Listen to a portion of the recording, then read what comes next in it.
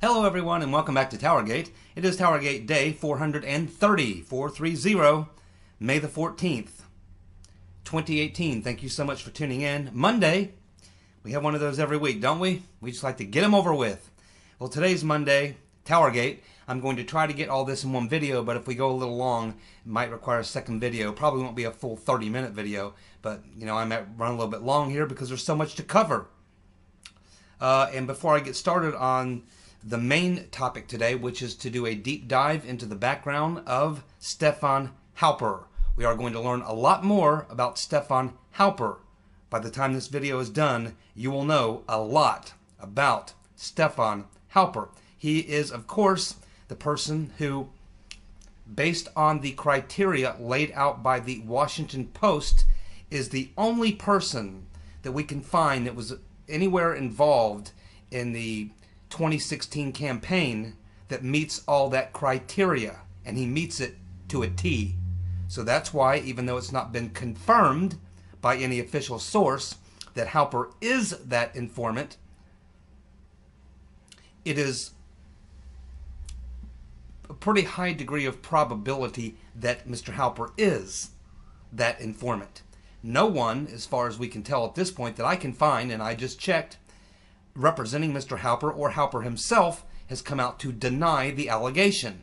He certainly knows about it by now because his phone is probably ringing off the hook. Everyone is trying to get in contact with this guy right now.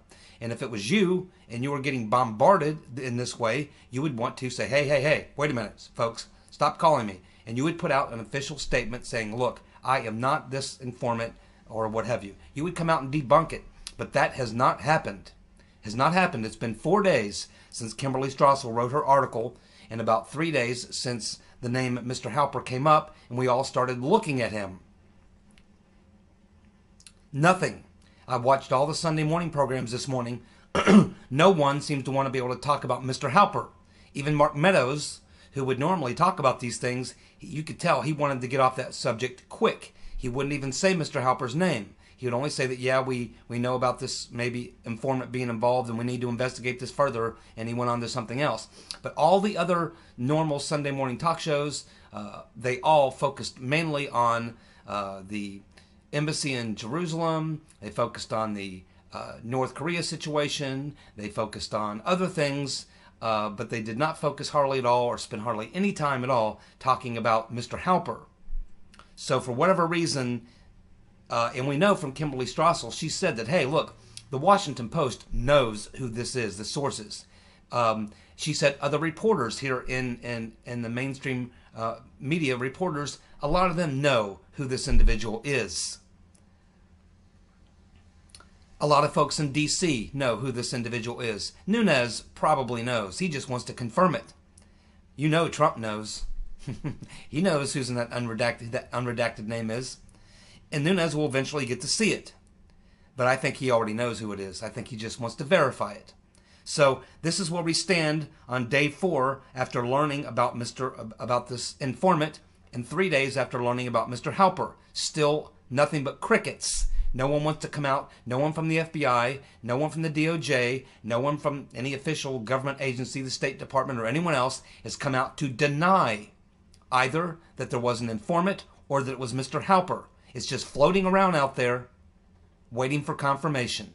And generally, when they don't knock something like this down quickly, or the individual themselves does not knock it down quickly, just to have some peace of mind, you know it's probably true. But it's not been officially confirmed, so we'll continue to keep our powder dry on Mr. Halper. But we're going to go ahead and take a look at his bio in this video. And I'm not completely through with it. People are still looking at it, but we'll get a lot. I also want to say hello to my friend out there in Italy who's a new subscriber.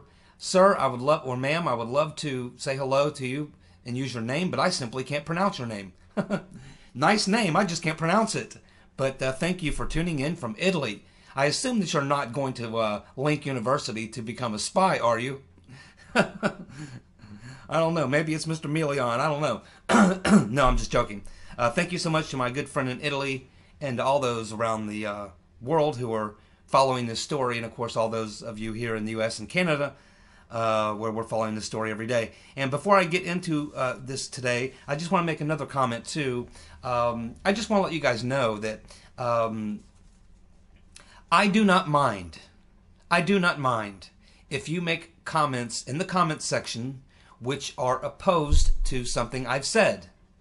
You're perfectly, go ahead and disagree with me on whether it's my thoughts on Q, or whether it's Sessions, or whether it's whatever. I don't care what it is.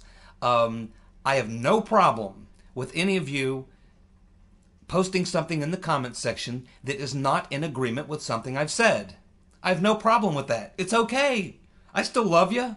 I'm not going to read your comment and go, oh, wow, she posted something it's not what I think. I don't like her anymore, or I don't like him anymore. No, it doesn't work like that at all. I read all your comments, and I'll read one comment from someone, a sub who I love, and they'll say, I hate Jeff Sessions. And then the next line, I'll read another commenter who I love, and they'll say, I love Jeff Sessions. I don't think anything either way. It's not personal. None of this is personal. You know, we're all here for the same reason, trying to get to the bottom of this gigantic conspiracy, the frame-up. We all have the same goal. It's impossible to think that we should all think exactly the same. We shouldn't think exactly the same. We should all have our own ideas. It would be a pretty boring comment section if I just had a bunch of lemmings who did nothing more than, after I did a video, did nothing but regurgitate what I just said without drawing into question or asking me to question what I've said. Maybe there's some other information I don't have. I could get something wrong. I've been right for the most part on my videos following this story. For the most part, I'm usually right. But hey, I could make a mistake. I could overlook something. And the issue with Q, I don't hate Q. I don't freak out on people who follow Q. It's fine. If you want to post comments in the comments section, you want to post up links to things where people are talking about Q, or predictions he's made, or information he's gotten. I mean, go ahead. I don't dislike Q. I don't dislike people who follow Q. I just don't really have time myself. There was a period there where for a few weeks I was following Q, and I was interested in it, and I still think it's a fascinating sort of thing that's going on there with Q. I don't know what Q's all about. He made some interesting predictions and things and such, but I have a tendency to, I have a tendency to follow things that are consequential, to report things to you that are consequential. I come across lots of bits of information, but I generally only have about a half an hour a day to get to it. And I also have to look at it and say, is this relevant to what we're talking about right now, today? How does this help move, does this piece of information move this investigation any farther? Or is it just a piece of information that's out there that I can't do anything with it? Maybe it's not relevant today, but maybe it will be relevant 6 months from now. We don't know. But the bottom line is, I have no problem whatsoever with people posting up, I hate Sessions, I love Sessions. I follow Q, Q's crazy. I don't know. I really don't know. If I knew the situation with Sessions, I would tell you. I tell you what my gut is. If I knew the situation with Q, I would tell you. But, when I was going through school for private investigations, they told us to try to avoid, when you're doing any type of investigation, to be led by your emotions or your feelings or your biases, and also to be very careful of those shiny objects, those things which catch your eye and take a lot of your attention but really produce nothing that can actually be used as far as material evidence in an investigation. If I can't use it in my investigation, it does me no good. It's good to have all this information, but if I can't actually look at it and apply it to something, if it doesn't fill a hole or a gap or a crack or link something to something else, then to me it's almost worthless.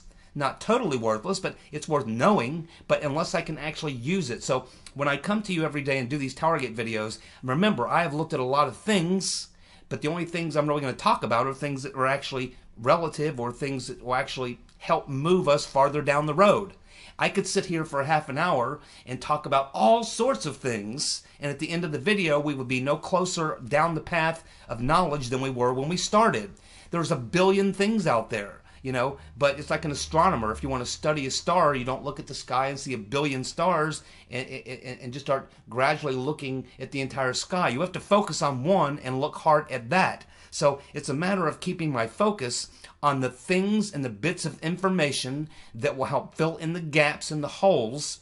And so if you have anything from Q or from some other source that helps us fill in a gap or a hole, and I generally like to see a document. I like to see a video so I'm physically saying something. I like to have something besides just someone saying something. You know, lots of people can say lots of things, but if you can't back it up with a witness, you can't back it up with a document, it will not help you in an investigation. You can't go into court and talk about things that you can't prove. It's called hearsay. You can't talk about things that someone told you. If someone, hearsay is, if you're driving down the road, and you got someone in the car with you and you hit a deer, and you and the person in the car, of course, know everything that happened because you were involved in hitting the deer, you can go talk about it and you're first-hand witnesses. But if you go tell someone else you say, man, we were in the car and we hit this deer, then anyone that you talk to that you tell your first-hand story to, they become a second-hand witness.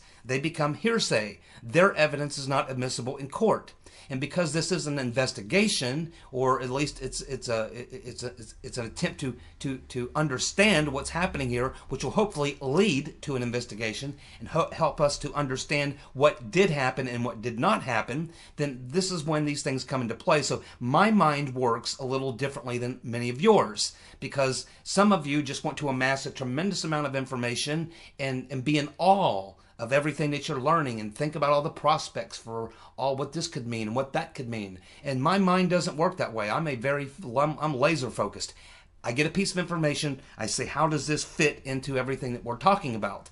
Does this move me any farther? And so I'm looking for real material information, documents, witnesses, first-hand testimony, whatever, anything I can get. If it's second-hand or hearsay, I tell you it's second-hand or hearsay. If it's opinion, I tell you it's opinion. But if it's backed by a witness, a first-hand account, or a document, then we can say we have actually evidence that could be in a court or could be part of an investigation. So anyway, this is kind of how I approach my TowerGate videos.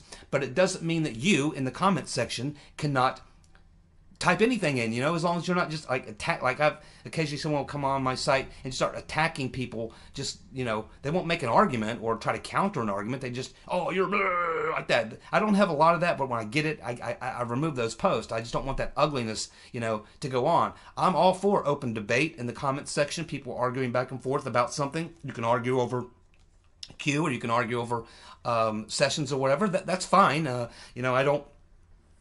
I don't police that sort of thing. As long as it doesn't get, violently ugly or something like that, I think it's healthy to do, as long as we don't start just destroying each other personally over differences, because we're all going to see things a little bit differently. None of us all are the same. We're all individual people with our own minds and our own thoughts about things and our own beliefs and all that. So, it's the comment section is there for everybody to speak their mind. And everyone should feel very comfortable with speaking their mind. At least as far as I'm concerned, I'm not going to attack you because you left a Q link. I'm not going to attack you because you said you hate Sessions or love him. It's not going to happen. I'll give you a thumbs up either way. I'll comment on your comment either way. So it's not personal at all. Or anything like that, and I just don't want people to feel uncomfortable, like, oh, I'd like to type this in or leave this link, but oh, he doesn't like Q, or he doesn't, whatever. It's fine. I have no problem with that. I don't, it doesn't bother me at all, and maybe it helps. I'll look at those links too. So I think we're all after the same thing, but we all may get there in a different way. But the important thing is we all get to the end of this conspiracy, that we all end up on the right side of it, which is proving it, that it happened, that it was true, holding the people accountable, and then meeting down on the tarmac down there in North Carolina with Mara, and we're all going to have a party. Okay, so and we're all going to laugh at that point about everything, that we thought that was true that turned out not to be true, or things we thought were not true that turned out to be true. We're going to have all this stuff going on. So we don't know. We're just kind of out there doing the best we can. It doesn't need to, but I just don't want people feeling, like an outcast, or like they have to agree with me, or if they contradict something I say, or they question something I say. I don't freak out on it. I look at it, oh, okay, well, all right. Sometimes I'll check it out. Other times I just move on. So None of this is personal to me. I like all you guys, so and I respect all your views, even if they're different than mine. Feel free to post. Knock yourself out. It's all good. Now, a couple things before we get into this bio on Stephen Halper. Let's keep in mind two things. Number one, Glenn Simpson, when he was testifying to the Congressional Committee, stated that one of the reasons that they believed Steele was because Steele told Simpson that he knew that they, I don't know who he's talking about they, but they had a source inside the Trump campaign. It was Glenn Simpson who told the Congressional Committee that Steele told him that they had a source inside the Trump campaign. Steele also, if you remember, stated that there was an inside man at the DNC, that there was someone on the inside at the DNC as well. So now he has been proven correct on his first assertion that there was someone inside the Trump campaign. We now know that's almost certainly true. And so we're probably going to find out that there also was someone on the inside of the DNC. Now, to all of us, we think that, aha, that means Seth Rich. And maybe that is what Steele was talking about. But maybe he was talking about someone else that we don't know. Maybe the FBI had someone inside the DNC. We don't know, but it'd be very interesting to find out exactly who he's talking about, who Steele's talking about this insider at the DNC. We have a pretty good idea who the insider was for the Trump campaign, but we'll keep digging. Another thing I want to comment on is, I think it's time that Trump needs to order the release of all the classified documents that have been requested by Congress. That would be the witnesses and the materials, and they should come unredacted to the members of Congress who have the security clearances to see all that stuff. Trump can end this. He can end it. I know he's tried to stay at arm's length. That's the wise political move. It's the wise thing to do. But unfortunately, we are now at a place where the stonewalling, the blocking of all this stuff, it just needs to come out. We need to get it out and get it over with. And I think it's time that Trump needs to just declassify this stuff and get it out and let the chips fall where they may. And the reason I say that I think Trump should do this, I don't think it's going to blow back on him as bad as a lot of people think. Because really what we're talking about here is none of this has anything to do with national security. None of this has anything to do with some ongoing operations against a terrorist organization. None of this is part of revealing some secret military plan. None of this is part of revealing a source, an intelligence source that may be involved in some sort of a covert operation. That's what none of this stuff is about. That every bit of this stuff that we're talking about excuse me, every bit of this stuff that we're talking about is about things that happened in the 2016 presidential election campaign that probably shouldn't have happened. Many of these things may have been illegal. None of these things have anything to do with national security. It's about the type of schemes that were going on inside the 2016 campaign. Nothing about wars, nothing about terrorists, nothing about spies, nothing about any of that. This was all about domestic political things that were happening in the 2016 election that have nothing to do with national security or anything else. That's why Trump should declassify it all. It shouldn't be classified at all. It's not about national security. It's about embarrassment at the FBI and CIA and State Department and probably CIA and other places. But it's also about possible crimes. And I want to talk a little bit about the Sessions situation. Again, I don't want to get into I hate Jeff Sessions. You guys know my opinion. I generally like the man. I don't think he's a deep state guy, although I could be wrong. I don't like the way he's handled things at this point, so I've got some problems with him, but I don't think he's part of a coup. A lot of people will disagree with me, and that's okay. And you can put that in the comments section. But let's just go back for a moment and just remember what happened. All this stuff was happening before Jeff Sessions was named to be the Trump's appointee for the Attorney General. All this stuff was already going on. I doubt Sessions was involved in any of that. In fact, I'm sure he wasn't. But what happens? He gets nominated to be the Attorney General. And then what happens? We start getting these leaks about Sessions meeting with Mr. Kislyak, the Russian ambassador, while he was senator, while he was on the Trump campaign. Oh, he had 2 meetings. Did he have 3 meetings? Were they quiet meetings? Were they loud meetings? Were they silent meetings? Were they closed meetings? Were they open meetings? What kind of meetings were they? All this stuff started coming out about Sessions when he was going through the confirmation process, and a lot of it was being leaked. And then he's sitting there in front of the committees who are trying to confirm him, and these Democrats on the committees are the ones asking the questions about his relationships with Kislyak, stuff that had been leaked. So what that tells me is that someone did not want Sessions to be able to take over as Attorney General, get nominated, and come in and take control of the Department of Justice. Someone wanted him paralyzed from day one. And I think Sessions was essentially set up. Not really set up, but someone leaked a lot of stuff about him that threw his nomination into question. He managed to make it through the hearings and get nominated, but he was forced to recuse himself. Great pressure was brought on him, and that pressure was brought by Rodenstein and DOJ lawyers who advised him, uh-oh, Jeff, yeah, you're the Attorney General, but there's all these questions about you and the Russian ambassador. And with all the Russian investigations going on, the right thing to do would be to recuse yourself. So I think what happened is they saw Sessions coming in. They knew that once he took over, he might start learning about all these things. He might even be forced to launch an investigation, and he might actually get the truth. So what they had to do was probably paralyze him so that would leave Rodenstein in charge of running everything, who was probably part of this entire setup or part of this entire scheme to take Sessions out of the game. That's what it looks like to me.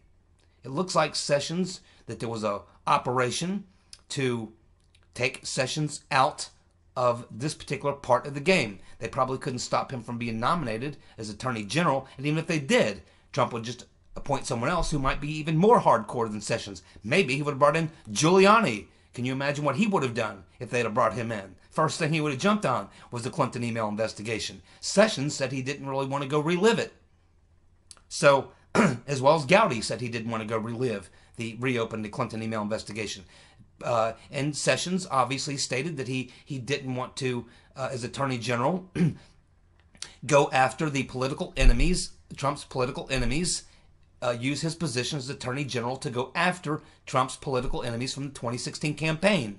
He stated that. So I think that they probably looked at Sessions and said, well, Sessions, we could do a hell of a lot worse, but he is going to be the Attorney General, but we got to find a way to neuter him. We got to find a way to take him out of the game. Otherwise, we're going to have to deal with him, and we don't know where this could all go. We have to take him out of the game, and I think that that's what happened. I think they leaked all that stuff so that the Democrat members of Congress could beat him over the head with it throughout the confirmation hearings and put him in a situation where then he would have to go back to his office, and there would be the DOJ lawyers and Rosenstein probably telling him, hey man, you're taking a beating out there on this stuff. The best thing you could probably do, and the law says you should do it, is to, and the rules of the Justice Department say that this is what you should do, you should recuse yourself, and just let me, good old Rod Rodenstein, let me handle this for you, and you can just not have to even worry about it. You can worry about other things. So, this is what it looks like happened to me. Poor Devin Nunes, man. They're really turning up the heat on Devin Nunes.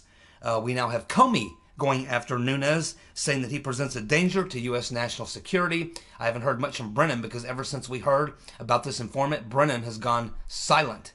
A lot of people have gone silent. Clapper, Brennan, they haven't been on CNN since this came out. You would thought they'd have been the very first people CNN and MSNBC called.